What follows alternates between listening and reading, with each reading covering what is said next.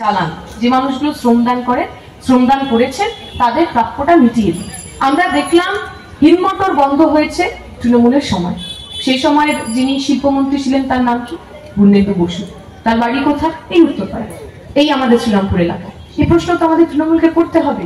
আর কি আপনি যা কিছু হলেই 34 বছর দেখাবেন, আর এই 11 থেকে 14, 11 থেকে 24, এই এতগুলো বছর আপনারা যখন রাজ্যের দায়িত্বে ছিলেন, আপনারা যখন রাজ্যের অভিভাবক, আপনারা শিল্পের জন্য কি করেছে?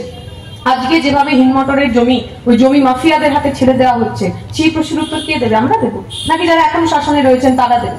আমরা স্পষ্ট কথা বলছি, আমাদের সময় একটা পলিসি ছিল, বন্ধ কারখানার জমিতে বন্ধ কারখানা নয়, বন্ধ কারখানার জমিতে নতুন কারখানা করতে হবে। আইদার আপনি কারখানা খুলুন অথবা ওই কারখানার জমিতে নতুন কারখানা করে তুলুন।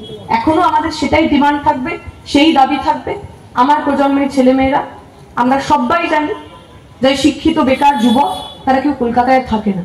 আমার বেশিরভাগ বন্ধুরা কেউ আর কলকাতায় নেই, যাদের সাথে আমি স্কুলে একসময় পড়েছি।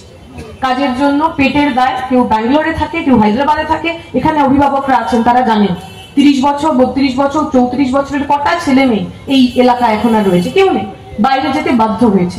আমরা চাই কারখানা হোক। আমি বলছি আমার ব্যক্তিগত ইন্টারেস্ট রয়েছে, যদি পশ্চিমবঙ্গে শিল্প হয়, আমার মতো, আমার সহপাঠীরা, আমার বন্ধুরা, তারা আমার এই রাজ্যে ফিরে আসবে। ওদের জন্য কারখানা করতে হবে, আমার প্রজন্মের জন্য কারখানা করতে হবে। আমাদের যদি সাধারণ মানুষ আশীর্বাদ দেন, সমর্থন করেন, শ্রীরামপুরের বুকে নতুন কারখানা নিয়ে আসার জন্য আমরা লড়ে নেব।